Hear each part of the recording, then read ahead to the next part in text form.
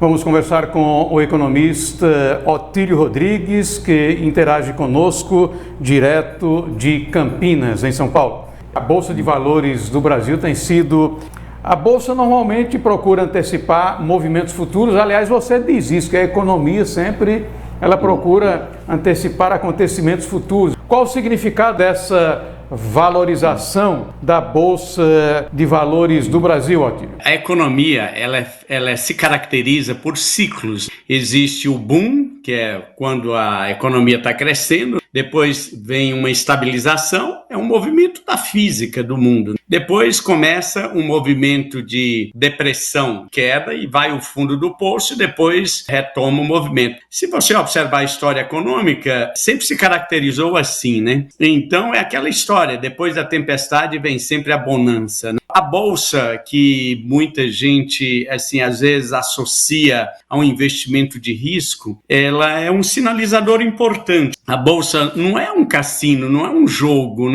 A bolsa é uma maneira das empresas buscarem financiamento para investir em seus projetos de ampliação da sua produção e da sua receita. Então, uma empresa precisa de dinheiro e é uma maneira em que elas encontram para conseguir recursos a praticamente custo zero, porque você emite as ações, são títulos, né? São colocados no mercado para ser comercializados, as pessoas compram e, na verdade, as pessoas estão investindo naquela empresa e a empresa só vai pagar o rendimento se tiver lucro. Então, as empresas em bolsa, elas distribuem 25% do lucro pela lei das SA, no caso brasileiro, elas distribuem esse dinheiro com os acionistas. Esse é um recurso que as economias avançadas, desenvolvidas, utilizam para financiar a capacidade produtiva de um país. É uma coisa muito importante. Todas as economias avançadas, eles desenvolvem um mercado de capitais para estimular, incentivar o crescimento da sua economia.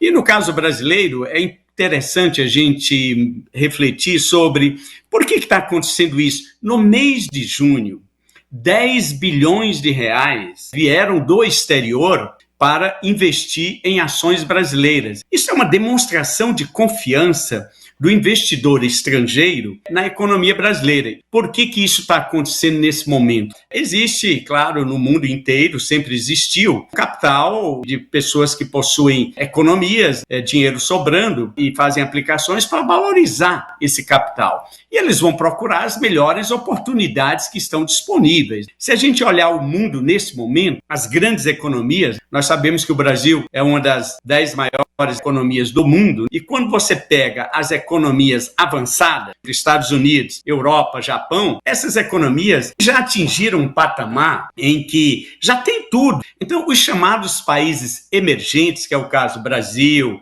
Índia, África do Sul, Indonésia, é onde estão as oportunidades. Porém, o grande investidor estrangeiro, quando ele olha para o mundo, ele pensa assim, onde que eu vou aplicar o meu dinheiro? E aí ele vê, a Europa está ameaçada com uma guerra que gera muita insegurança, é o chamado risco geopolítico. A Rússia, que é também um dos BRICS, ela também está vivendo uma situação de guerra, de instabilidade. Então, as grandes empresas que fizeram projetos de investimento na Rússia e mesmo na Europa, elas estão querendo sair a todo custo, porque quem tem dinheiro não vai aplicar dinheiro onde existe um risco. Então, se você olha, os Estados Unidos está com uma certa estagnação. A economia americana está vivendo um aperto monetário, uma inflação maior do que a inflação brasileira. Parece que está chegando ao fim esse aperto monetário de aumento de juros, porque quando os Estados Unidos aumentam os juros, tem um impacto no mundo inteiro, porque o capital do mundo inteiro migra para os Estados Unidos. O dólar é a moeda mais forte. 1/4 das transações financeiras do mundo são feitas nos Estados Unidos. Então, o investidor estrangeiro, quando ele olha o cenário, o chamado risco geopolítico, tem uma Índia que é uma Babel de vários idiomas, várias línguas e muitas culturas, muitas muitas religiões, tem uma Europa em estado de alerta de guerra. E aí os Estados Unidos com uma certa estagnação. Onde que o investidor vai aplicar? Então, por isso que o Brasil, mais uma vez, se coloca como a bola da vez. E aí isso explica esse fluxo de capital que está vindo para o Brasil, o que para nós é muito bom, até um certo limite. Quando chega muitos dólares aqui, pela lei da oferta e da demanda, eles têm que comprar o real, porque eles não podem aplicar em dólar aqui. Eles têm que fazer as aplicações em reais. Então, eles trocam os dólares que eles trazem pelo real. Ao fazer isso, o real se valoriza. O dólar cai, está acontecendo. Nós tivemos dólar a 5,80.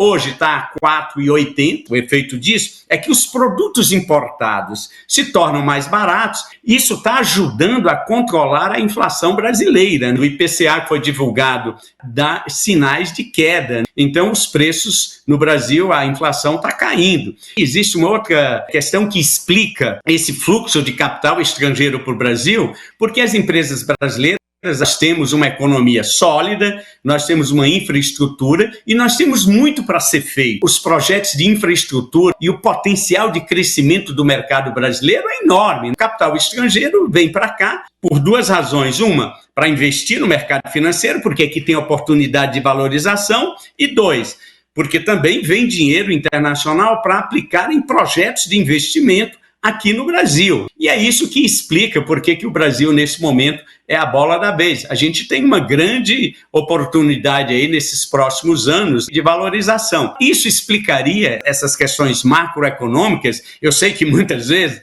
o jargão econômico, esses termos utilizados pelos economistas, muitas vezes criam uma certa barreira de compreensão para as pessoas, para o cidadão comum, mas são esses movimentos que impactam na nossa qualidade de vida através de todos esses indicadores macroeconômicos. Mas é mais ou menos esse o cenário que a gente está vendo nesse momento e o que explicaria esse fluxo de capital estrangeiro que está vindo para a Bolsa Brasileira.